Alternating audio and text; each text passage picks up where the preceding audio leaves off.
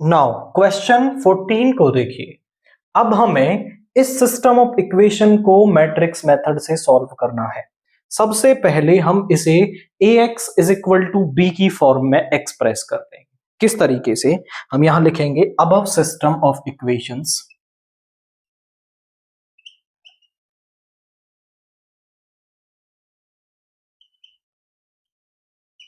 Can be expressed as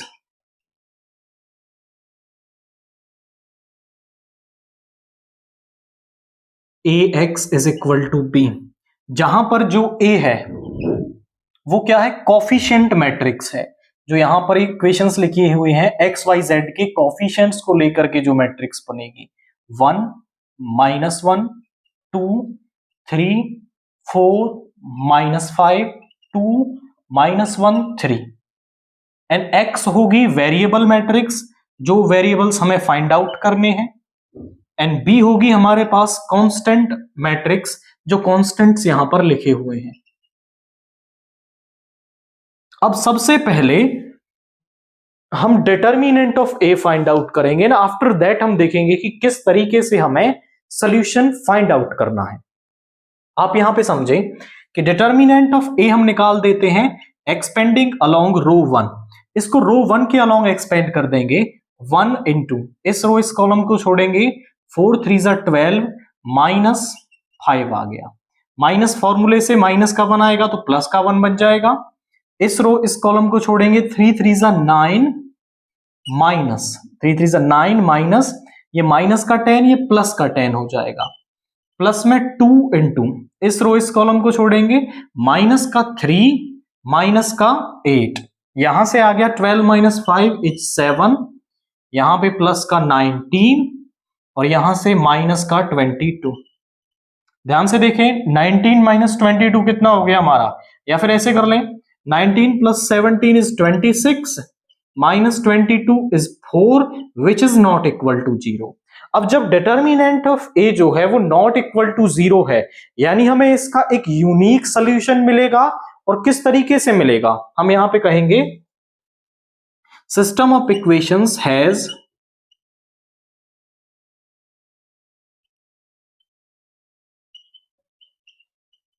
unique solution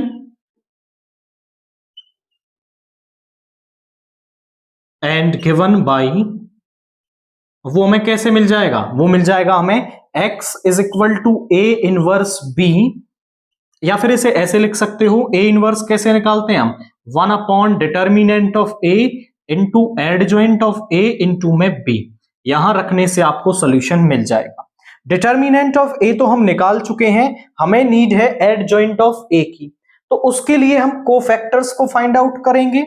हम यहां पे निकालेंगे a11 -1 की पावर 1 + 1, इस रो इस कॉलम को छोड़ेंगे 4 3 12 -5, -1 की पावर इवन नंबर पॉजिटिव रहेगा 7, a12 -1 की पावर 1 + 2, इस रो इस कॉलम को छोड़ेंगे 3 3 9 माइनस और ये माइनस का 10 तो ये प्लस का 10 हो जाएगा।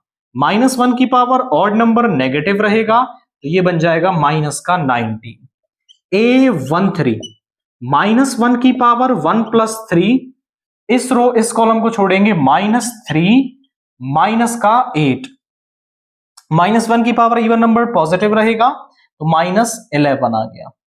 a21 -1 की पावर 2 + 1, इस रो इस कॉलम को छोड़ेंगे तो माइनस का 3 माइनस फॉर्मूले से, और ये हो गया माइनस का 2 तो ये प्लस का 2 बन जाएगा।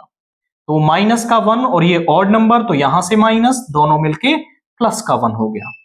a22 -1 की पावर 2 + 2, इस रो इस कॉलम को छोड़ेंगे 3 - 4, -1 की पावर इवन नंबर पॉजिटिव ये तो माइनस का 1 आ गया। a23 -1 की पावर 2 + 3, इस रो इस कॉलम को छोड़ेंगे -1 माइनस फॉर्मूले से, और ये माइनस का 2 तो यहां प्लस का 2 हो जाएगा। -1 की power odd number negative sign आएगा, 2 - 1 1 तो ये माइनस का 1 हो गया। इसके बाद a31 -1 की पावर 3 + 1, इस रो इस कॉलम को छोड़ेंगे 5 माइनस 8 और यहां से आ जाएगा माइनस का 3, A32 -1 की पावर 3 प्लस 2, इस रो इस कॉलम को छोड़ेंगे -5 -6 -11 और यहां से आएगा नेगेटिव साइन तो प्लस का 11। इसके बाद A33 -1 की पावर 3 प्लस 3, इस रो इस कॉलम को छोड़ेंगे 4 माइनस फॉर्मूले से और ये माइनस का 3 प्लस का 3 हो जाएगा, दैट इज इक्वल टू 7। तो सभी कोफैक्टर्स तो हमें यहां पर मिल गए। अब हमें यहां पर एडजॉइंट ऑफ ए निकालना है जो कोफैक्टर्स का ही ट्रांसपोज होता है। तो यहां पे एडजॉइंट ऑफ ए कैसे मिल जाएगा? Adjoint of A is equal to, ध्यान से देखिए, 7 माइनस 19 माइनस 11, इसके बाद 1 माइनस 1 माइनस 1, इसके बाद -3 11 एंड यहां पे 7। इसका ट्रांसपोज क्या होगा? एडजॉइंट होगा। तो यहां पे आ गया 7 माइनस 19 माइनस 11, 1 माइनस 1 माइनस 1 -3 11 7। ये हमारे पास एडजॉइंट ऑफ ए आ गया। अब हमें सोल्यूशन कहां रखने से मिलेगा? यहां पे सभी वैल्यूज पुट कर देते हैं। x is equal to 1/4, adjoint of a is 7 1 minus 3 minus 19 minus 1 11 minus 11 minus 1 7, और जो b है वो है यहां पे 7 माइनस 5 12। मल्टीप्लाई कर देते हैं इसको, 1/4, 7 7 जा 49 माइनस का 5 एंड माइनस का 36, माइनस 19 इंटू 7 मल्टीप्लाई करते हैं इसको,